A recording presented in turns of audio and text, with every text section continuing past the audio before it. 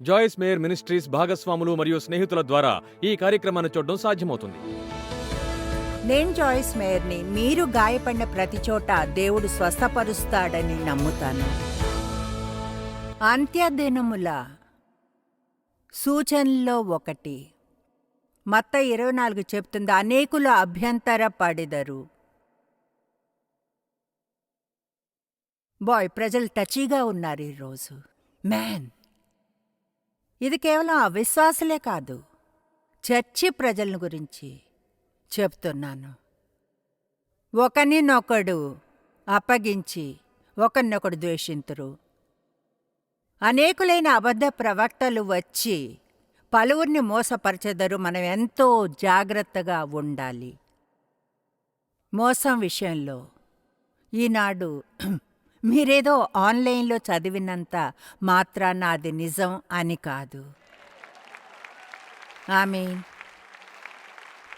ఎవరిని గురించో మీరు నిర్దయగా ఉన్నది చదివినప్పుడు మీ నోటి నుంచి ముందుగా రావాల్సిన మాట, మీరది చెప్పినందుకు నేను దాన్ని నమ్మను. బైబిల్ చెప్తుంది, ప్రతి ఒక్క నింద ఒకరిద్దరు నమ్మకమైన సాక్షుల నోటి నుంచి నిరూపించబడాలని. అంటే నిజంగా దేని గురించి మాట్లాడుతున్నారో తెలిసిన ప్రజలు. గాసిప్ని విన్నప్పుడు, ఇది చెప్తే క్రిస్ ఏమీ అనుకోదనుకుంటా, 3-4 ఏళ్ల క్రితం ఎవరో ఫోన్ చేసి ఆమెను గురించి ఏదో చెడుగా చెప్పారు. నేనన్నాను, నేనది నమ్మను, అది అసలు నమ్మను. నాకు ఆమె తెలుసు, నేనిది నమ్మను. అయితే నేను ఈ ఫోన్ని పెట్టేసిన తర్వాత ఏం చేస్తానో చెప్తాను. నేను ఆమెకు ఫోన్ చేసి అడుగుతా, నీకు గుర్తుందా ఫోన్ చేస్తే నువ్వన్నావు అది నిజం కాదు అని. తిరిగి ఆ అమ్మాయికి ఫోన్ చేసి నిజం కాదు, నీకెవరైతే అలా చెప్పారో వారికి ఫోన్ చేసి నిజం కాదని చెప్పు అన్నాను. తెలుసా ఎంత త్వరగా ఎవరి గౌరవాన్నైనా పాడు చేయగలమా? మనం విన్న మాటల్ని ఇతరులకు చెప్పి, నేనైతే ఇతరుల గురించి మాట్లాడేవారు వారి గురించి ఏమీ తెలీదు, అది హాస్యాస్పదం. మొన్నొక రోజు ఆన్లైన్లో ఏదో చదివా, ఎందుకు చేశానో తెలీదు, నన్ను నేను చూసుకోవాలని అనుకున్నాను. సహజంగా అలాంటిదేమీ చేయను. అయితే అనుకున్నాను, అసలు నా గురించి ఏం చెప్తున్నారో చూద్దామని. దాన్ని చూశాను. నేను చదివిన మొదటిది, ఆమె బట్టలన్నీ గూచి నుంచే వస్తాయి. అసలు నా దగ్గర ఒక పేరు గూచి సన్ గ్లాసులు కూడా లేవు, ఒక్కటి కూడా లేదు. ప్రజలు కల్పించుతారు ఏదైనా సరే. మీరేదో ప్రజల డబ్బుని దొంగిలించి వేస్తున్నారన్నట్లుగా చేయాలని, లేదా ప్రజలు నమ్మకూడదని అపవాది అనుకోవడం. అందుకే సువార్తను విస్తరింపచేయడానికి ప్రయత్నించే వారి గౌరవాన్ని చెడుగా చేయడానికి ట్రై చేస్తాడు. కనుక మీరు థ్యాంక్ యూ, ఒకవేళ నా వద్ద గూచి బట్టలున్నా నన్ను ప్రేమిస్తారు, అవునా? ఒకసారి పేపర్లో నా గురించి ఏమి రాశారంటే, నా దగ్గర $25,000 టాయిలెట్ ఉందని. అసలు అలాంటిది ఎవరి దగ్గర ఉంటుంది? అన్ని డాలర్ల టాయిలెట్ని ఎవరు కొనగలరు? అంటే అన్ని స్టూపిడ్ విషయాలు. కనుక మీరు విన్న ప్రతిదీ నమ్మకండి. మీరేం చేసినా ఇతరులకు చెబుతూ వెళ్ళకండి, ఎందుకంటే జరిగేది ఇదే. ఎవరికైనా మీరేదైనా చెబితే వాళ్ళు దాన్ని నమ్మాలని అనుకోకుంటే, అది ఇంకా వారి మనసులో ఉంటే దాన్ని వదిలించుకోవడానికి ట్రై చేయాలి. అది వారిని ఇంకొంచెం సందేహించేలా చేస్తుంది ఆ వ్యక్తిని గురించి ఉన్నదానికంటే ఎక్కువగా. ఈ రోజున మనం కమిట్ అవ్వాల్సిన విషయాలలో ఒకటి, మనం ప్రేమలో నడవాలనుకుంటే ఒకరి గురించి మరొకరు మంచి విషయాలు చెప్పుకోవాలి. మీ మామ ఏం చెప్పిందో నేను చెప్తాను. ఏదైనా మంచి చెప్పలేకపోతే అసలేమీ చెప్పకండి. ఆమేన్. ఒకరినొకరం కాపాడుకుందాం. అలా చేయగలమా? మనంతా ఫ్యామిలీ, ఒకరినొకరం కాపాడుకుందాం. దేశములో అక్రమము విస్తరించుట చేత అనేకుల ప్రేమ చల్లారును. మరొక అనువాదం ఇలా చెప్తుంది, గొప్ప శరీరం యొక్క ప్రేమ చల్లార్ను అని దాని అర్థం సంఘము. ఏం జరుగుతుందంటే ప్రపంచంలోని సమస్య అంతటి వలన ప్రజలు దాని మీద ఫోకస్ నుంచారు. మీకు తెలుసా ఎంతగా సమస్య మీద ఫోకస్ నుంచితే అంత నీచంగా చేదుగా అయిపోతారని? అపవాదిని స్వయంగా అందులో పడివేసి మనం దేవుని మీద ఫోకస్ నుంచాలి, ప్రజలకు సహాయం చేస్తూ ఇతరులకు ఆశీర్వాదంగా ఉంటూ ప్రేమలో నడవాలి. కొన్నిసార్లు హెల్ప్ కావాలి. నేను లవ్ అనే టాటూని యాంకిల్ మీద వేసుకున్నా. నా కాలిని చూచిన ప్రతిసారి ప్రేమలో నడవాలని గుర్తు చేస్తుంది. హెల్ప్ కావాలి, నాకు గుర్తు చేయబడాలి. ఆమేన్. ఇంకొకటి కూడా వేయించుకున్నా, ఇదిగో ఇక్కడ. వేసినతను చెప్పాడు, నేను డేవ్ టాటూ వేయించుకున్న వయసైన వారమని. నేను యేసుకు సొంతము అనేది ఇది. అపవాది చూసావా, రక్తంతో కొనబడి సొంతం చేసుకోబడ్డాను. అయితే డేవ్ ఒక అమెరికన్ ఫ్లాగ్ని వేసుకున్నారు. ఇప్పుడు టాటూ వేసుకోవడం దయ్యపు చర్య అని అనుకుంటారు. చూడండి, బైబిల్ యెషయాలో చెప్తుంది, చేతుల మీద టాటూలు వేయించుకున్న వారున్నారని, నేను దేవునికి సొంతము అని. యెషయాలో దేవుని హస్తముల అరచేతిలో మన చిత్రపు టాటూ ఉందని చెబుతుంది. కనుక మీరు ఒక అభిప్రాయానికి వచ్చే ముందు పూర్తి గ్రంథాన్ని ఎందుకు చదవరు? ఆమేన్.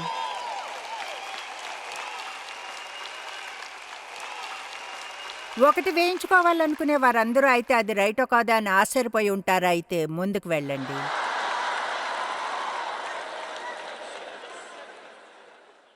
అందర్నీ ప్రేమించమని దేవుడు ఆజ్ఞాపించాడు.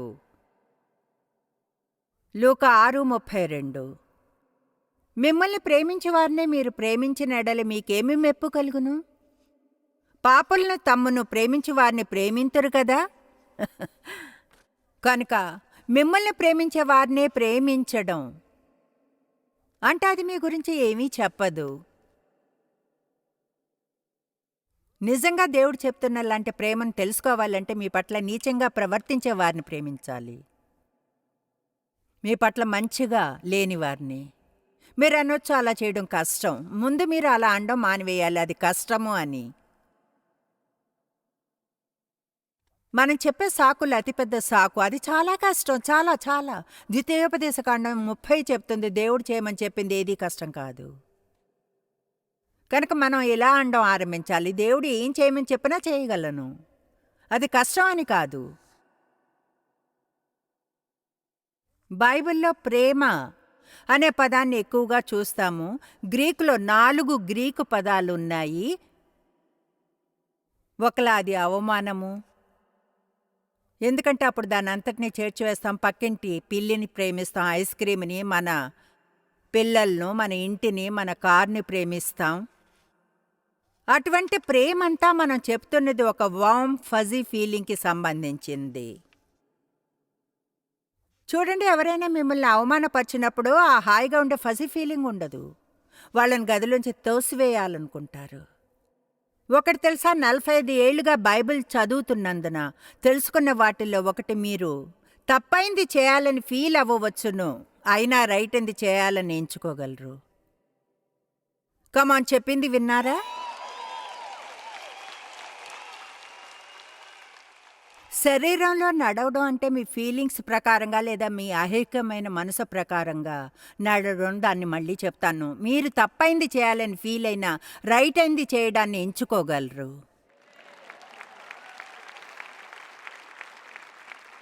అది ఎంపికని గురించే. దేవుడు మనకు ఉచిత చిత్తమునిచ్చాడు. మనకు ఆయన ఉచిత చిత్తమునిచ్చినప్పుడు ఆయన ఏం ఛాన్స్ తీసుకున్నాడో తెలుసా? మ్యాన్, మనం చేసుకునే ప్రతి ఒక్క ఎంపికకు ఒకలాంటి ప్రభావం ఉంటుంది.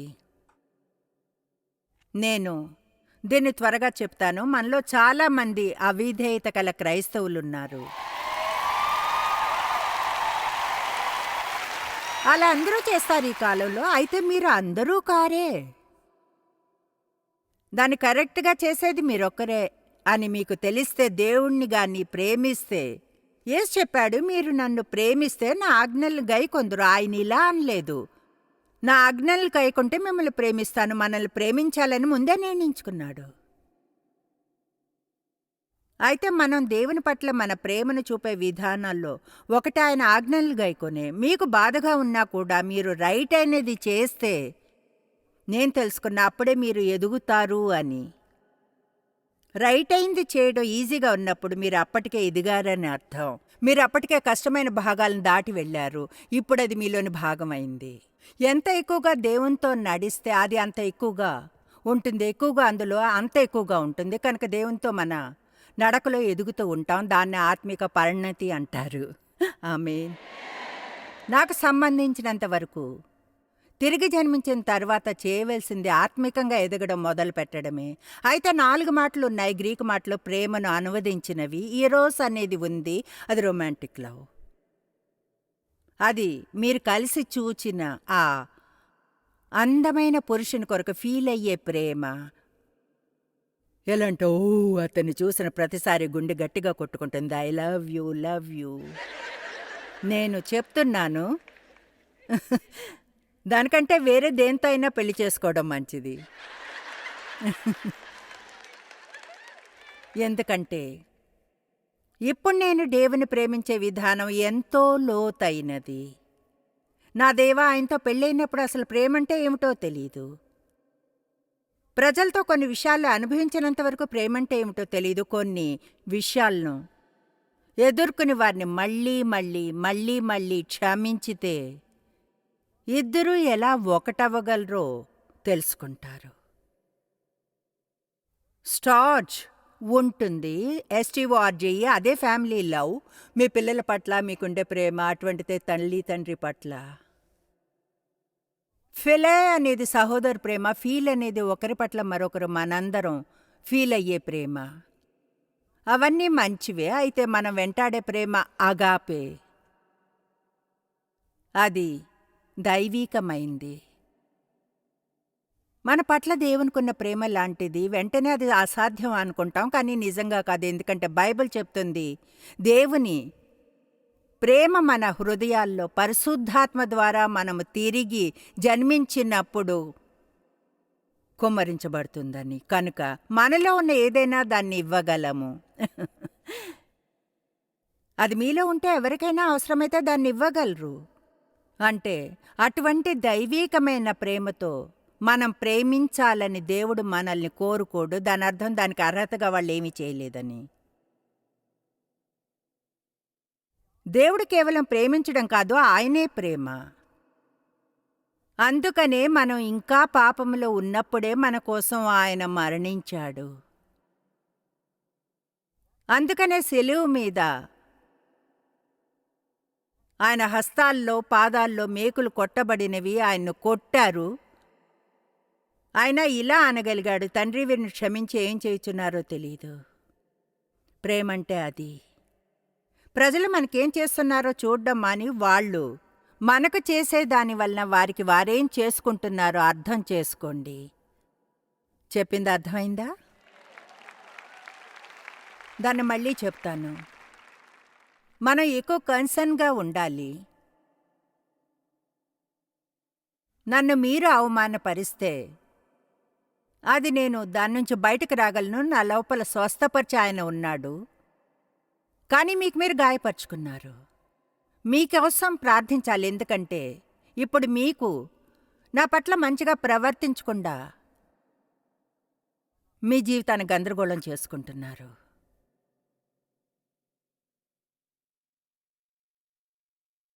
నాలుగు రకాల ప్రేమల్లో 3లో భావుకత ఉంది. అయితే దేవుని దైవీకమైన ప్రేమలో లేదు. ఉండవచ్చును, ఉండకపోవచ్చును. మనం ప్రజల్లో అదే విధంగా ప్రేమించాలి అనుకుంటాడు. మనకు ఆ ఫజీ ఫీలింగ్ ఉన్నా లేకున్నా సరే. ఇప్పుడు నాకు తెలిసి వెంటనే కొంతమంది అనుకుంటారు, ఖచ్చితంగా ప్రజలు మనల్ని డోర్మెట్గా ఉండి మన మీద నుండి నడుచుకుంటూ అవమానపరుస్తూ అబ్యూస్ చేస్తూ వెళ్ళాలని దేవుడు కోరుకుంటాడని. లేదు, అది కాదు. నేనంత దూరం చేరుకుంటానని దాని ఆధారంతో సహజంగా అనుకున్నంతగా కాదు. నేను చెప్తున్నాను, కొంతమందిని మీరు దూరం నుంచి ప్రేమించాలి. చాలా కాలం నా తండ్రిని దూరం నుంచి ప్రేమించాల్సి వచ్చింది, ఎందుకంటే ఆయన సెక్షువల్ అబ్యూజర్. ఆయనకు దగ్గరగా ఉండడం సురక్షితం కాదు. ఎవరు మీరు అబ్యూజ్ అవ్వాలనడం లేదు, కొట్టబడాలనో లేదా ఎవరో మీ గురించి చెత్తగా మాట్లాడాలనో, ఎప్పుడు మిమ్మల్ని కించపరుస్తూ అవమానపరచాలనో. ప్రజల్ని ప్రేమించాలన్నదే దేవుని కోరిక. నిజంగా అదేమి దేవుడు మనల్ని చేయమంటుంది కష్టమైనదేం కాదు. కానీ ఒక ముఖ్యమైన విషయం ఏమిటంటే, ప్రేమ, దేవుడు కోరుకునే ప్రేమ అనేది ఒక ఫీలింగ్ కాదు. కనుక దాన్ని అర్థం చేసుకోవాలి, లేదంటే ఎన్నడూ చేయలేము. అది ఒక ఫీలింగ్ కాదు. ఆమేన్. అది దేవుని విషయమే మీ లోపల ఉంది. ఒక విషయానికై సహోదరుని ఎన్నిమార్లు క్షమించవలనో, ఎన్నిసార్లు అవసరమైతే అన్నిసార్లు. ప్రేమ అనేది దీర్ఘకాలం సహించును. అనుకుందాం, ఒకలా దాన్ని ఇలా చెప్పాలి, దీర్ఘకాలము సహించును. ఆమేన్. నేను ఊహించుకోగలను, డేవ్కి నాకు పెళ్ళైన మొదటి 5-6 ఏళ్ళు ఎంతో దీర్ఘకాలము సహించారు. నేను ఈ రోజున ఇక్కడ ఉండడానికి ఉన్న కారణాల్లో ఒకటి, డేవ్ నాకు ఇటువంటి ప్రేమను చూపించినందునే. అది ఆయన మ్యాన్. దేవుడు నా కోసం సరైన మనిషిని ఎంపిక చేశాడు.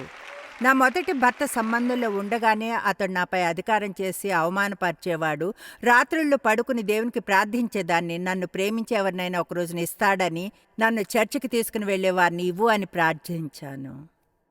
అంటే నా 9 ఏళ్ల వయసులో తిరిగి జన్మించాను, దేవుణ్ణి సేవించాలనుకున్నాను.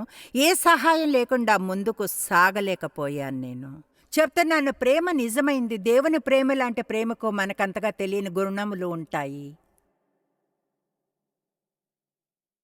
లోకంలో వెంటనే గుచ్చేవారు చాలామంది ఉంటారు. జాన్ ఆట్బర్గ్ వారిని పాక్యుపైన్ పీపుల్ అన్నారు. చూడండి, ఒక ముళ్ళపందికి 30,000 క్విల్స్ ఉంటాయి.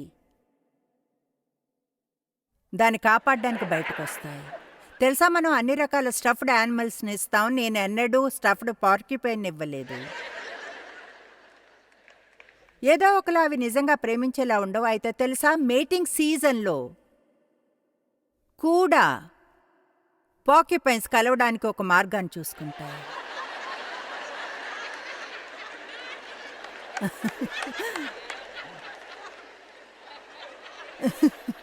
దాంతో తెలిసింది, కోరిక చాలా బలమైనదైతే కొంచెం బాధను కూడా సహించగలుగుతాం.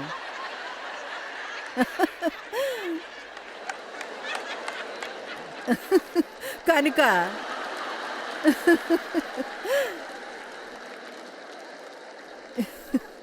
చూడండి, నేను ఈ ప్రేమ విషయాన్ని చేయాలని ఉంది.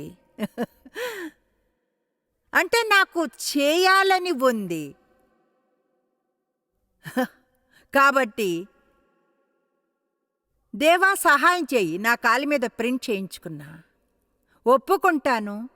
దాని గురించి చదివాను, బోధించుచున్నాను. నేను అది చేసేంత వరకు నోరు మూసుకోను. ఆమేన్.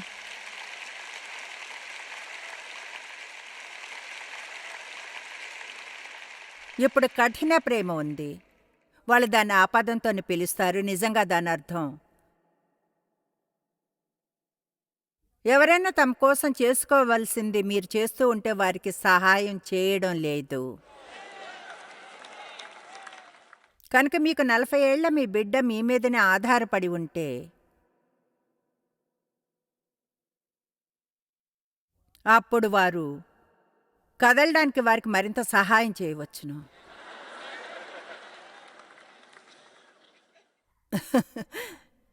చర్చ్ అంతా ప్రేమతో కలిసిపోయి ఉందని అనుకుంటాను. మేము వారికి ప్రేమను చూపించాలి. చూడండి, తెలుసా, చర్చ్లో ఇన్సెస్ట్లో ఉన్నతను ఒకడు ఉండేవాడు. పశ్చాత్తాపం లేదు. పౌలు అతన్ని బయటకు నెట్టేశాడు. మేలుకొల్పడానికి అలా చేశానని చెప్పాడు. ఎక్కువ తక్కువగా అతడు తన కేకును పొంది తినగలిగేలా మీరు ఈ సహవాసంలోని భాగంగా ఉండాలనుకుంటే ఇన్సెస్ట్లో జీవనం కొనసాగించలేరు. అయితే లేదు, ఈనాడు మనం అలా చేయడం లేదు. వారి మీద ప్రేమ చూపాలనుకుంటాం. ఎప్పుడూ అది ప్రేమ కాదు. కొన్నిసార్లు కొందరిని ఎక్కువగా ప్రేమిస్తారు వారిని గాని ఎదుర్కొంటే. అయితే తరువాత వారి పట్ల ప్రేమ వైఖరిని కొనసాగిస్తారు. ఏం జరుగుతుందంటే చాలాసార్లు ఎవరినైనా ఎదుర్కొన్నప్పుడు వారిని మన జీవితాల్లోంచి తీసివేస్తాం. దేవెన్నడూ చేయింది ఆ పనే. ప్రేమ అంటే ఏమిటో నాకు తెలియదు, ఆయన నాకు అది చూపించారు. చాలామంది దాన్ని చూడాల్సి ఉంది. అందుకని ఈ సందేశం నాకు ముఖ్యం అయింది. ఎందుకో చెప్తాను. ప్రపంచపు సమస్యలన్నిటికీ ఇదే జవాబు.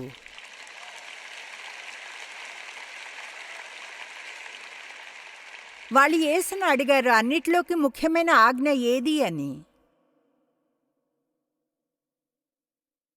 నీ దేవుడైన యెహోవాను పూర్ణ హృదయముతోనూ ఆత్మతోనూ బలముతోనూ ప్రేమించుడు. రెండవది అటువంటిదే, నీ వల్లే నీ పొరుగువాన్ని కూడా ప్రేమింపవలను. ఇదిగో ఇదే. మరి విశ్వాసం సంగతి ఏమిటి? గలతీ 5:6 చెప్తుంది, ప్రేమ వలన కార్యసాధకమగు విశ్వాసమే ప్రయోజనకరమగును.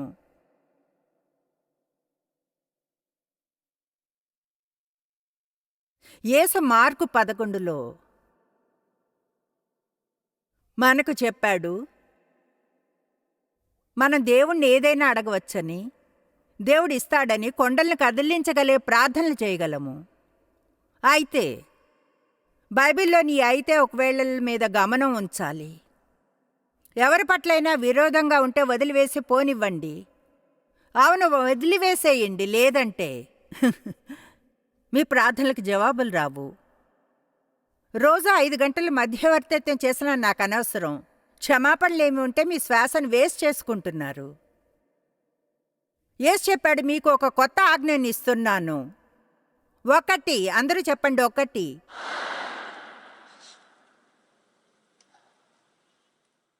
ప్రేమించండి. దేవుడు మిమ్మల్ని ప్రేమించినట్లుగా ప్రజలను ప్రేమించుడి. ప్రేమించడం ఎంతో వినోదంగా ఉంటుంది. మీ శత్రువులను ప్రేమించడం కూడా. ఎందుకంటే వాళ్ళకది అర్థం కాదు. అదెలా అంటే మీకేమైనా పిచ్చా? వాళ్ళకది అర్థమే కాదు. అదే కఠినమైన చల్లని హృదయాలను కరిగించగలదు. శత్రువుల పట్ల మంచిగా ఉండమని దేవుడు ఎలా చెప్పగలడు? నీ పొరుగువాన్ని ప్రేమించు, శత్రువుని ద్వేషించు అని. నేను చెప్తున్నాను, శత్రువులను ప్రేమించి మిమ్మల్ని హింసించే వారి కోసం ప్రార్థించండి. కనుక కేవలం 3 సింపుల్ విషయాలను చేయమని దేవుడు చెబుతూ ఉన్నాడు. ప్రేమ అవసరతలు నెరవేర్చడానికి. మిమ్ములను గాయపరిచిన వారి కోసం ప్రార్థించండి. వారిని శపించకండి, బ్లెస్ చేయండి. దాని అర్థం వారిని గురించి చెడుగా కాదు, మంచిగా చెప్పండి. ఎవరైనా గాయపరిస్తే దాని అర్థం వారి కోసం ప్రార్థించాలి, వారి గురించి చెడుగా చెప్పకూడదు. దాని అర్థం వాళ్ళు ఏం చేశారో మరెవరికో చెప్పకండి. ఎవరైనా మిమ్మల్ని గాయపరిస్తే వారి గురించిన చెడు విషయాలు మీకు తెలిసి ఇతరులు వారిని గురించి ఇలా అంటే కష్టంగా ఉండదు. ఓ, వాళ్ళు నిజంగా ఎంత మంచివారో, వాళ్ళు ఎంత మంచి. మ్యాన్ నోటును మూసుకుని ఉండడం కష్టం. ఇలా అనాలంటారు. అవును, అయితే నేను కొన్ని విషయాలు చెప్తాను. బైబిల్ చెప్తుంది, మన శత్రువు ఆకలితో ఉంటే భోజనం పెట్టమని, దాహంగా ఉంటే త్రాగడానికి ఇవ్వమని. కనుక నాకైతే అది సింపుల్ ఫార్ములాలా అయింది. నన్ను గాయపరిస్తే ముందుగా చేయబోయేది ప్రార్థన. రెండవది చేసుకునే కమిట్మెంట్ మీ గురించి మాట్లాడకూడదని. మూడవది దేవునికి చెప్పడం. మీకేమైనా హెల్ప్ కావాలంటే హెల్ప్ చేయాలని ఆయన కోరిక కనుక ఏమిటో చెప్పండి నాకు.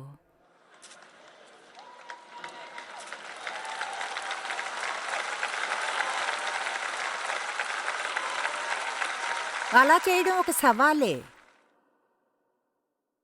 అయితే అదొక్కటే ఈ జబ్బుగా ఉన్న దుఃఖకరమైన మనం నివసిస్తున్న లోకాన్ని మార్చగలదు. చూడండి, చాలామందే ఉన్నారు కనీసం క్రైస్తవులమని దావా చేసేవారు.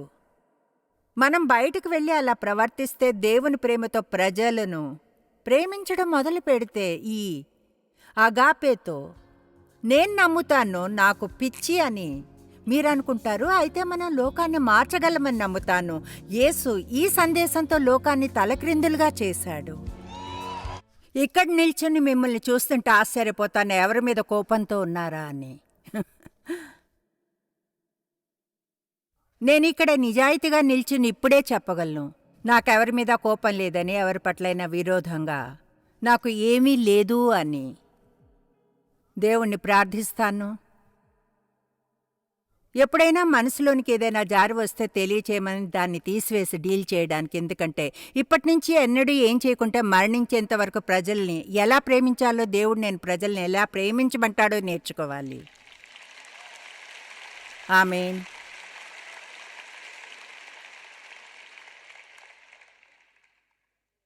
ప్రసిద్ధి చెందడానికి ట్రై చేయక్కర్లేదు. ధనవంతులుగా ఉండడానికో మనం ఒకరినొకరు ఎలా ప్రేమించుకోవాలో నేర్చుకోవాలి. ఒకరినొకరు నేను మిమ్మల్ని ప్రేమించడానికి మీరు నాలా ఉండక్కర్లేదు, నేను మీలా. మీరు పర్ఫెక్ట్గా ఉండనవసరం లేదు. తప్పులు చేయవచ్చును. బైబిల్ చెప్తుంది బలహీనుల దౌర్బల్యములను భరించవలనని. ఎందుకంటే అందరం మన సొంత చిన్న తప్పుల దుర్మార్గాల లోడ్ని సహించాలి కనుక. జీవితం నుంచి ఎవరినో తీసివేయడానికి ఎవరన్నా అనుకుంటాం. వారి వ్యక్తిత్వంలో ఏవో విచిత్రమైన విషయాలు ఉన్నందున అందరం అలానే ఉంటాం. ఆమేన్. ఒకరిని తెలుసుకునేంత వరకు అందరూ నార్మల్గానే కనిపిస్తారు. తర్వాత తెలుస్తుంది మీరే వింతగా ఉన్నారని.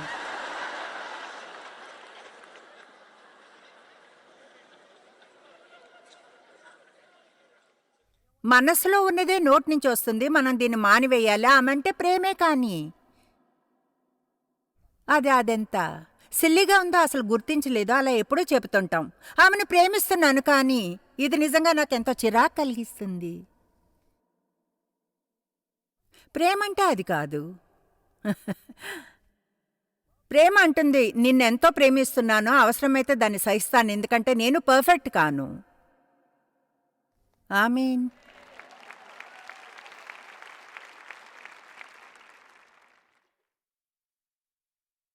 అనుకుందాం పక్కింటి వారితో డీల్ చేయడం చాలా కష్టంగా ఉంటుందని.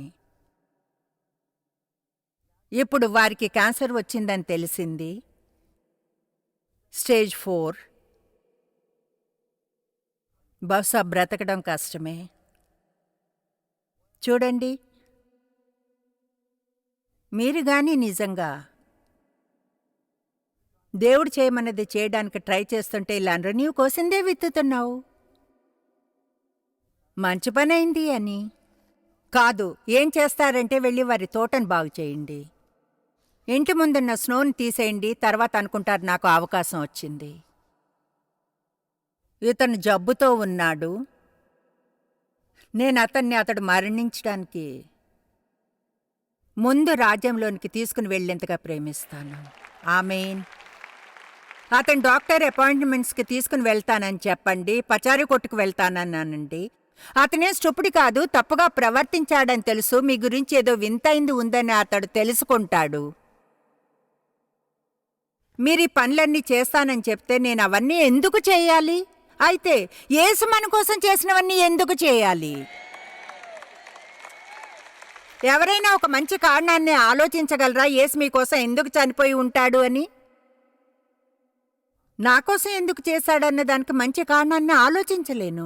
అయితే చేశాడు. ఆయన గురించి అసలు పట్టించుకోనప్పుడు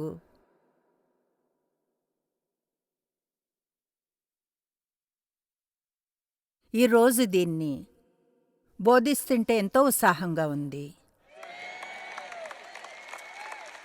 ఇప్పుడు నేను తెలుసుకున్న విషయం ఇదే. ఇది బిబ్లికల్ అనుకుంటాను.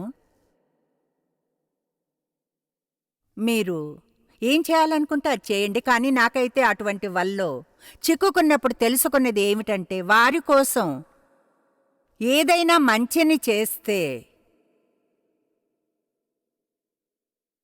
వారికో గిఫ్ట్ని పంపి ఏదైనా సరే, అది ఆ శక్తిని బ్రేక్ చేస్తుంది. ప్రేమ కీడుని జయిస్తుంది. ఆమేన్. మీరది తెలియకుండా చేయగలరు. అది రహస్యమైన పనిచేసే మ్యాజికల్ పవర్ లాంటిది. నేను పాస్టర్లకు చెప్తాను, మీ చర్చిలో ఎవరైనా ఉండి వారి పట్ల మంచిగా ఉంటే వాళ్ళు వస్తే వాళ్ళు మీ చర్చికి వచ్చినప్పుడు గందరగోళంగా ఉండేవారు, వారికి సహాయం చేసి వారితో కలిసి ప్రార్థించి వారిని ప్రేమించి బాగు చేశారు. ఇప్పుడు వాళ్ళు మీ సభలోని సగం మందిని తీసుకుని 2 మైళ్ళ దూరంలో సొంత చర్చిని మొదలుపెట్టారు.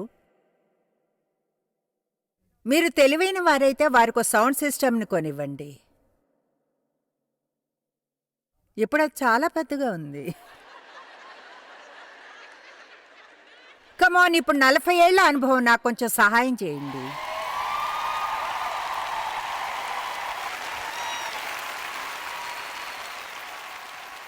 అవును, నిజమే. ముందుగా అసలు నేనెందుకు అలా చేయాలి? ఎందుకంటే మీరు యేసులాంటి వారు అనుకున్నందున.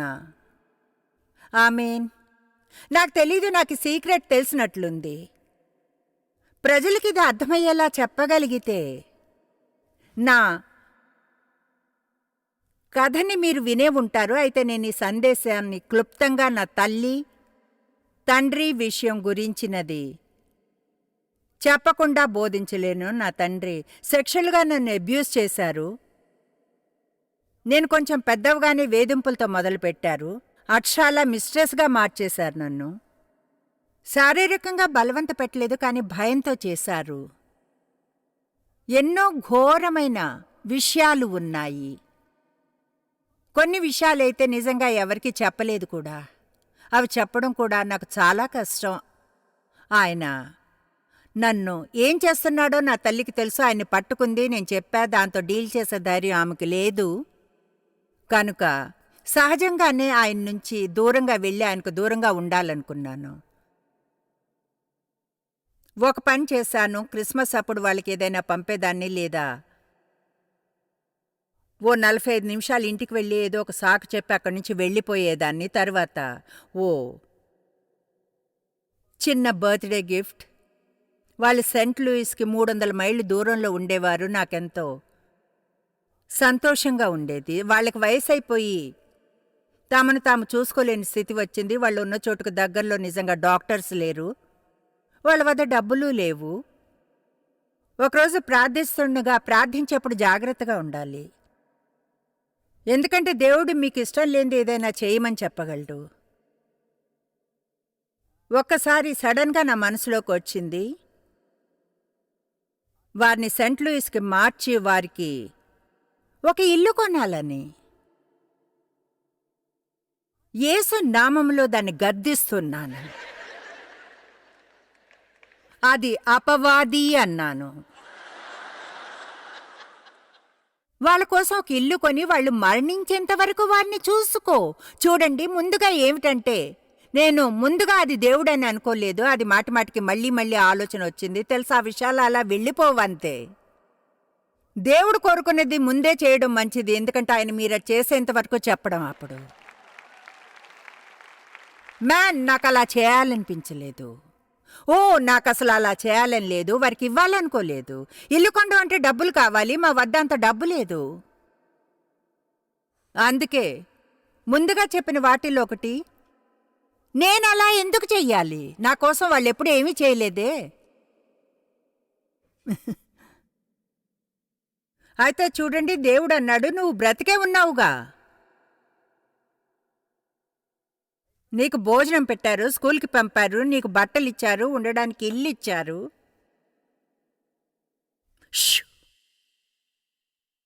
మీకు తెలుసా, ఎవరి గురించైనా ఏదైనా మంచిని చూడమంటాడు. అక్కడ ఎంత అక్కడ చెడు ఉన్నా సరే, బైబిల్ చెప్తుంది బంధువుల్ని కేర్ తీసుకోకుంటే అవిశ్వాస కంటే హీనమైన వారమని. వాళ్ళు మంచిగా ఉంటే చెయ్యని ఆయన చెప్పడు, లేదా గతంలో నీ పట్ల మంచిగా ఉంటేనో.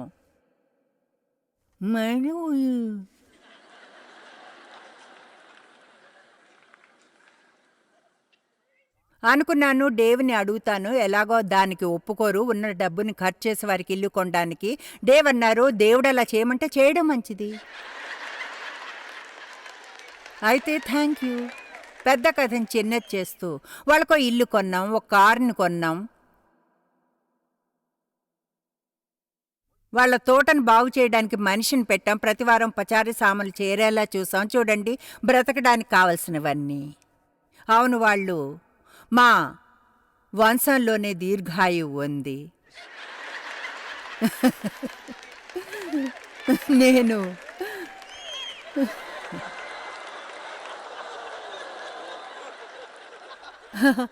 ఆలోచిస్తున్నాను ఇదంతా త్వరగా ముగించేయాలి. నోప్, అలా ఇంకో ఏడాది గడిచింది. చూడండి, మీకు నిజం చెప్తున్నాను, అలా 3 ఏళ్ళు నా తండ్రి అప్పటికీ పామంత నీచంగా ఉన్నారు. నో థ్యాంక్ యూ, లేదు, ఏం లేదు. ఒకరోజు ఉదయాన నా తల్లి ఫోన్ చేసి, ఒక వారంగా మీ నాన్న ఏడుస్తున్నారు, నువ్వు రాగలవా అని అడుగుతున్నారు. సరే వెళ్ళానప్పుడు. ఆయనకిప్పుడు 80 ఏళ్ళు. 80. చివరికి ఆయన నాకు క్షమాపణ చెప్పారు. 80. నేను అడిగాను ఏమనంటే, డాడీ రక్షణ పొందాలనుందా? పొందుతాను. మేం కలిసి ప్రార్థించాం, కలిసి రక్షణా ప్రార్థన చేశాం. బాప్తిసం ఇస్తారా అడిగారు. దీన్ని తప్పుగా అర్థం చేసుకోరనుకుంటాను. నేను ఒక ఇంటిని కొంటున్నా అనుకున్నా, కానీ ఒక ఆత్మని కొన్నాను.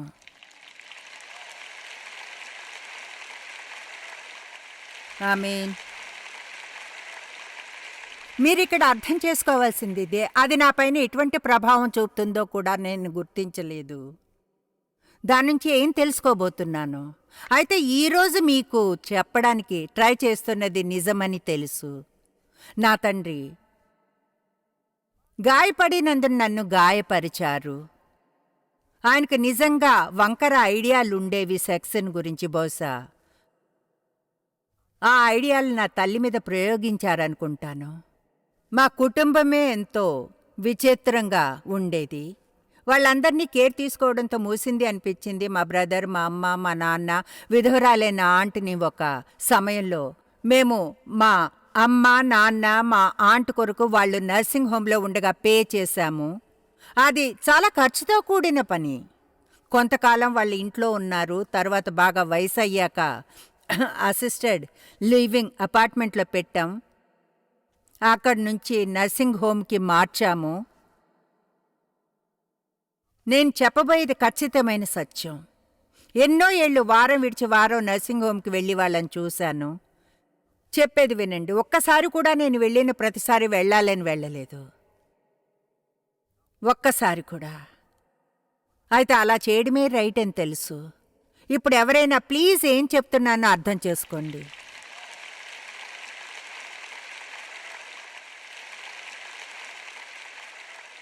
మనం పైకి ఎదగాల్సి ఉంది. ఏది రైటో అది చేయాలి. అది రైటు కనుక మనం చేయాలనుకున్నందున కాదు, లేదా మంచిగా ఫీల్ అయినందునో. ఈ అగాపే లాంటి ప్రేమకు తప్పని సరిగా మీకు వెచ్చని ఫజీస్ ఉండనవసరం లేదు. అయితే చూడండి, నా తండ్రి పరమలో ఉండి వెళ్ళి వారిని తీసుకురమ్మా అంటున్నారని తెలిసి సంతోషంగా ఉంది నాకు. ఆమేన్. సరే, అది ఆ కథ. దాని నుంచి నాకు తెలిసింది ఏమనంటే, ఇదే అందరి విషయంలో వర్క్ అవుతుందని. ఎప్పుడు రోమా 12:20 చెప్తుంది, నీ శత్రువు ఆకలిగొని ఉంటే అతనికి భోజనం పెట్టుము, దప్పిగొని ఉంటే దాహిమిమ్మా. అలాగ చేయటం వలన అతని తల మీద నిప్పులు కుప్పగా పోయిదువు. మనం అనుకుంటా, అవును నాకు ఆ నిప్పులంటే ఇష్టం, దేవుని మీద కుమ్మరించండి. ఒక్క నిమిషం ఆగండి. ఆ నిప్పులేమిటో మీకు చెప్తాను.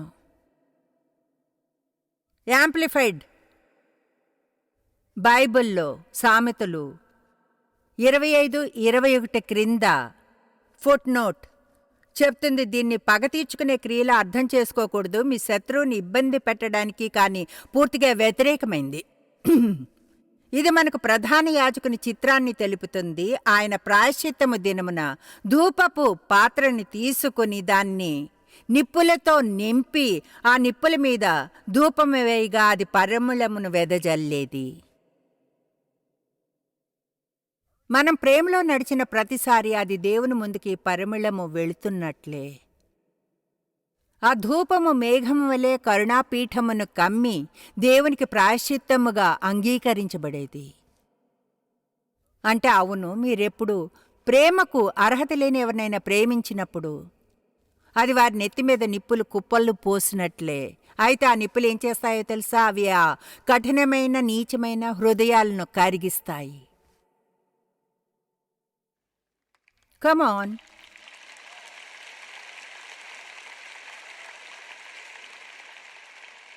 ఆల్రైట్. కొలసా 3.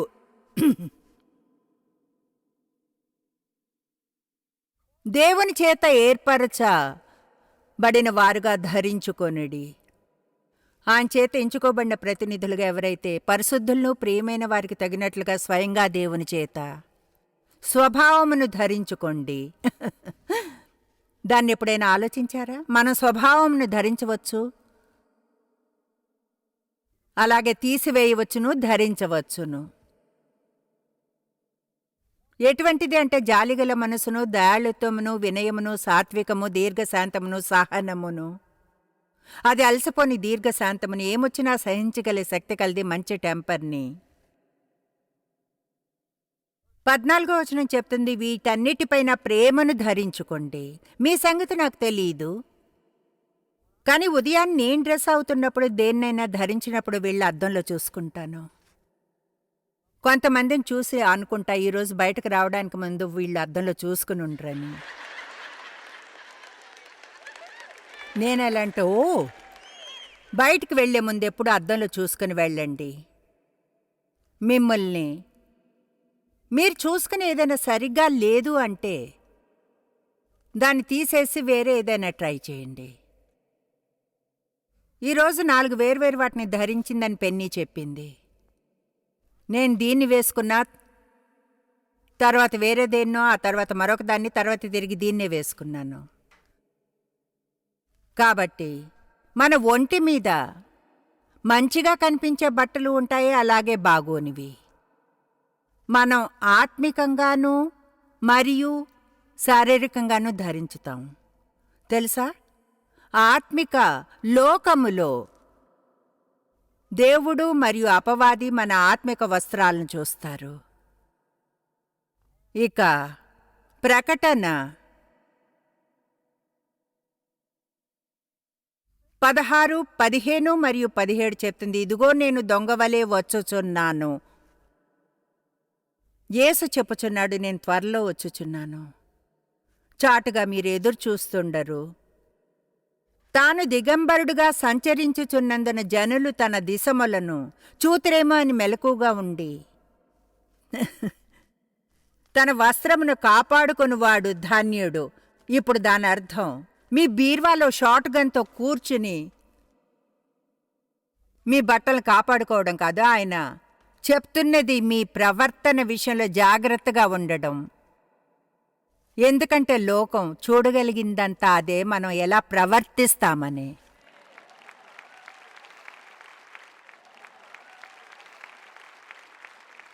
మీకిప్పుడే చెప్తున్నాను, మీ కారు మీద బంపర్ స్టిక్కర్ని పెట్టుకోకండి. ఒకవేళ మీరు క్రైస్తవులా ప్రవర్తించుకుంటే పెట్టుకోకండి. ప్రజలు చర్చిని అగౌరవపరచడం చూసి విసిగిపోయాను. క్రైస్తవులను అగౌరవపరుస్తుంటే, అయితే ఒక విధంగా వాళ్ళు మన గురించి ఫీల్ అయ్యే విధంగా ఎందుకు ఫీల్ అవుతారో అర్థం చేసుకోగలను. ఎందుకంటే వేషధారులున్నందునే. ఆమేన్. నేను ఆటలాడడం లేదు, దీన్ని మంచిగానే చేస్తాను, లేదంటే చేయను. ఆమేన్.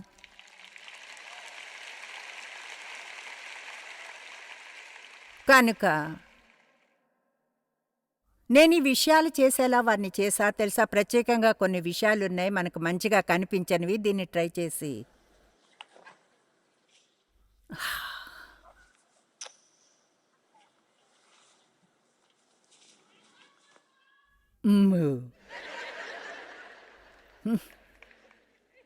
కోపం.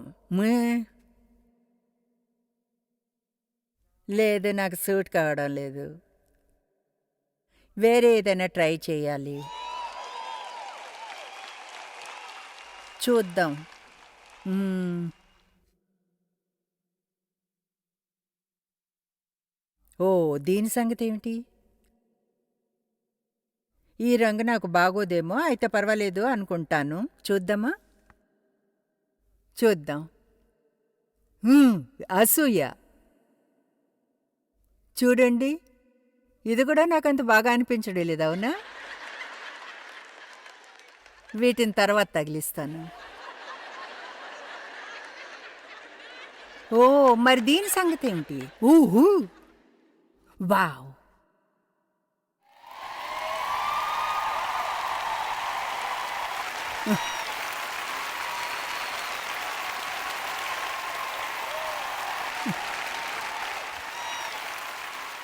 చెప్పాలంటే ఇది నా తర్వాత బుక్ అవుతుంది. దీన్ని వ్రాస్తాను. నా సంగతి ఏమిటి?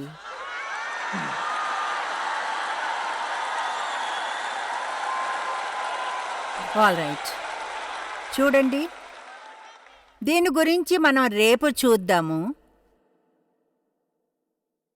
ఇది కూడా అంత బాగా లేదనుకుంటా. మ్యాన్, ఈ బీర్వాలో అసలు ఏదైనా మంచిగా ఉన్నట్లు ఏదైనా ఉందా?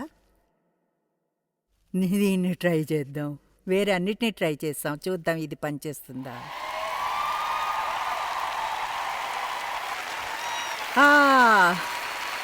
చివరికి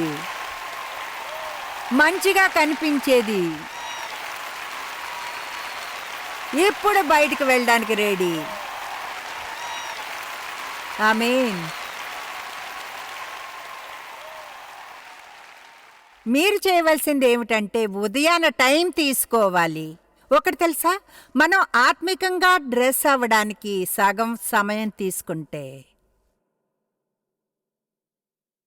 మీ సంగతి నాకు తెలీదు కానీ నేను లేచినప్పుడు ఇలా కనిపించను. అంటే నా దగ్గర ముందే ఒక ప్లాన్ ఉంది.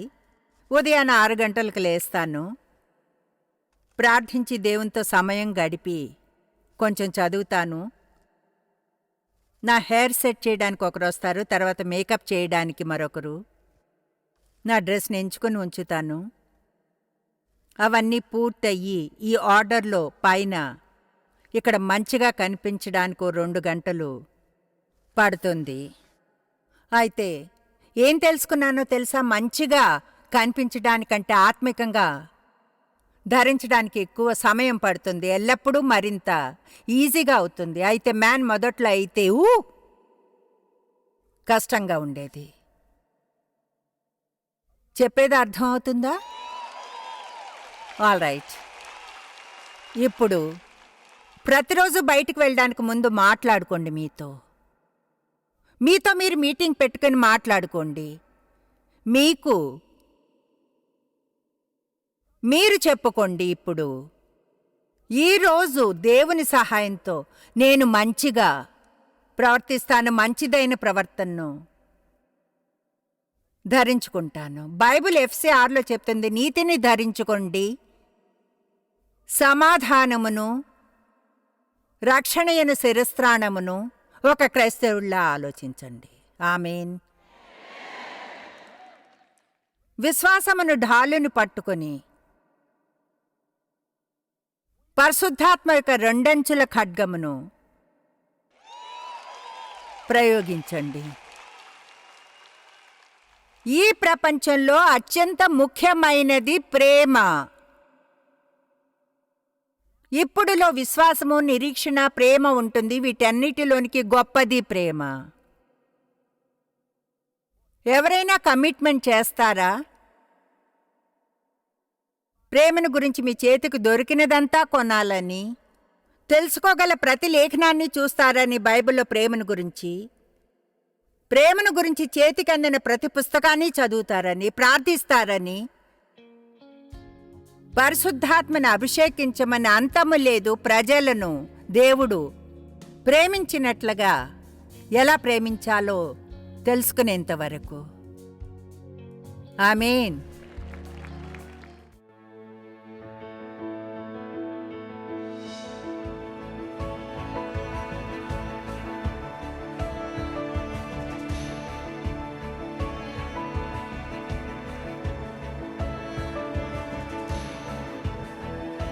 జాయిస్ మేయర్ మినిస్ట్రీస్ భాగస్వాములు మరియు స్నేహితుల ద్వారా ఈ కార్యక్రమాన్ని చూడడం సాధ్యమవుతుంది.